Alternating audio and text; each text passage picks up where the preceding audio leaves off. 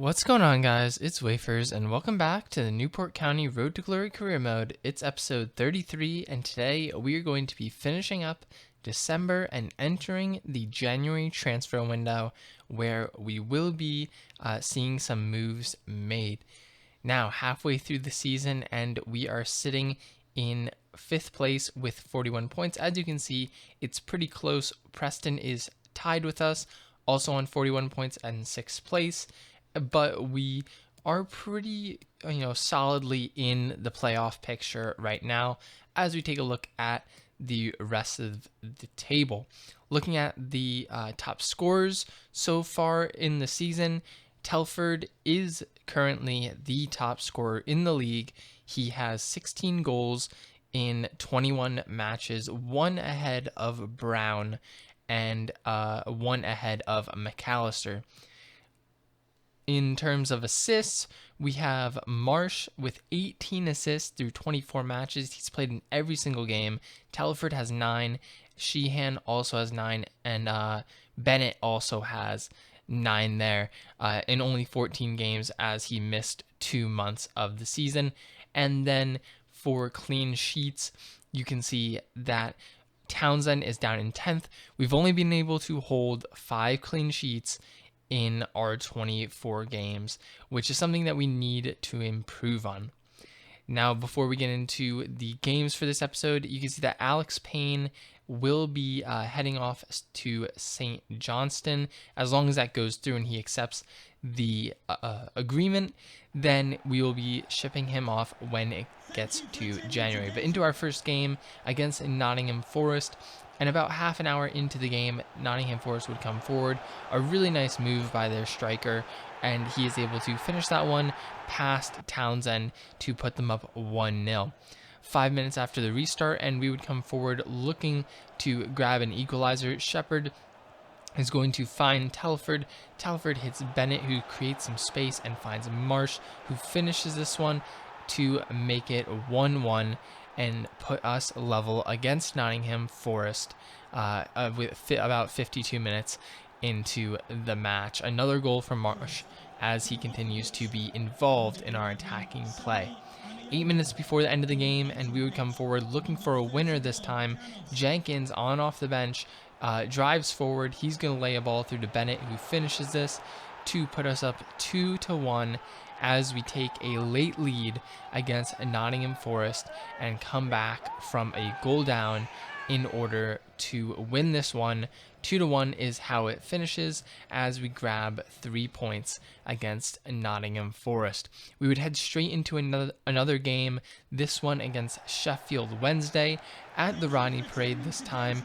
And this game would get started very early on. Within 10 minutes, we come forward. Bennett finds Jenkins, and he is going to hit this one across the keeper and into the back of the net to put us up 1-0 against Sheffield Wednesday. This time, we grab an early lead in the game. 5 minutes before the half, and we would get a corner. Marsh is going to whip this one in, and Wynn heads it home to put us up 2-0, heads it down into the ground, and then it bounces up into the far post past the keeper to give us a 2-goal advantage.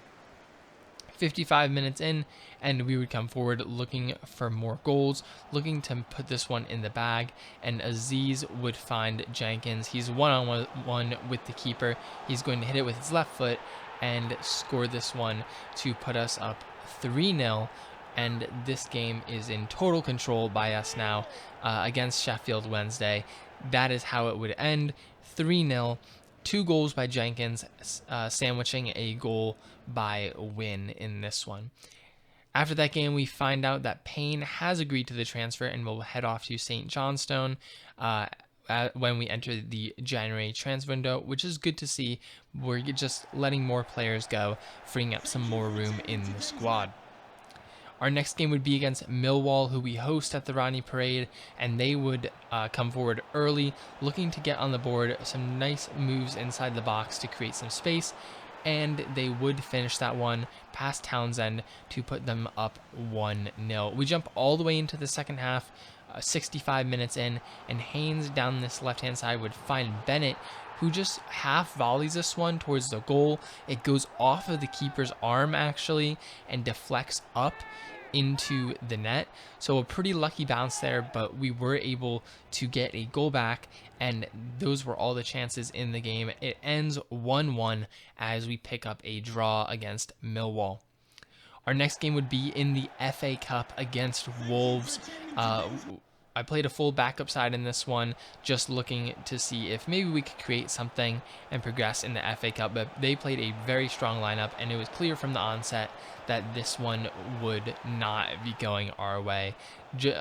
They score very early on to put themselves up 1-0, and then Gibbs White scores another goal, and they're up 2-0 within 20 minutes. They would come forward again before the end of the first half, and once again, it's Gibbs White. He was absolutely incredible in this game, just tore me apart, found so many spaces, and in the 52nd minute, they would come forward again, and looking for another goal. Eventually, this one would end up after a failed clearance with Gibbs White, and he would get his hat trick, put Wolves up 4-0 in this game, and it was pretty clear that this one was over, but we would be able to come forward, and Jenkins would get us a consolation goal in the 80th minute. So 4-1 against Wolves in the FA Cup, and we bow out. As you can see, Gibbs White is going to collect his game ball for that hat trick, and we lose in the FA Cup. But after that, we entered the January transfer window, and you can see we have lots of departures. I believe 7 departures in total. A lot of players got sold in between windows, and you can see they are all leaving right now. And that means I'm going to call up some players. I'm going to call up Stephen Gilchrist. I'm also going to call up Harry Coughlin, who is being converted to a central midfielder. And I'm also going to be calling up Adam Rollins, and he's going to be the starting left winger. He's 69 overall. They're both very high overalls. As you can see here, we're going to check out their potential, and Harry Coughlin is 67 overall, 17 years old, and has potential to be special. Once his conversion goes through to center midfielder, I don't know if he'll get a boost in ratings, but he'll at least be in the correct position. He's going to take over that spot from Sheehan, who is basically done growing, and Coughlin's only 2 ratings lower, but is 10 years younger than Sheehan. So he has potential to be special, and Adam Rollins also has potential to be special. He went up from a 61 to a 69 when we converted him to a left winger, and he is going to go straight into the team, taking over that spot from Lee Moss. We have a couple scouting reports to go through. Nothing out of England. Once again, England hasn't been that good for us this year. But going into Scotland, and there are some prospects here that look sort of intriguing, mainly John Wright. He has decent potential, but low overall, so we're going to leave him there to get scouted in the future. And then to Wales again, and Bryn Bowen is unable to replicate his amazing scouting report from last month, where we got both of our potential to be specials, but he is able to find some decent talent here, as we find Michael Pearson, who looks like a decent player, 16 years old, 74 to 94 potential, has a good value, and we are going to sign him up and add him to the Youth Academy. This is what the Youth Academy is looking like. I am going to probably be releasing some of these players, some of the ones that have lower potentials, players like Nil, maybe Price, maybe some others. I'll have to see. Maybe Cian Rollins. We might try to thin out the Youth Academy and just keep the elite talents here.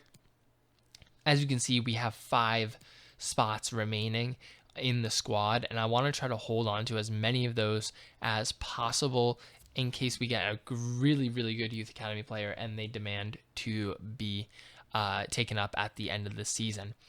But we're going to head into our last game of the episode against Blackburn Rovers at the Rodney Parade. As you can see, Coughlin and Rollins are both starting and Blackburn Rovers would come forward early in this game, play a nice ball in behind, and within 10 minutes, they score a goal to put themselves up 1-0.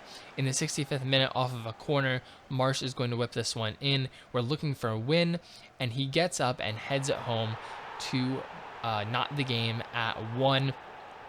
So 1-1 against Blackburn Rovers, as Wynn gets a very nice headed goal, his second of the episode. And unfortunately, that is how that one would end. Unable to get Harry Coughlin or Adam Rollins a debut goal in that one. They played us really tough, Blackburn Rovers. They played us tough in both matches this season.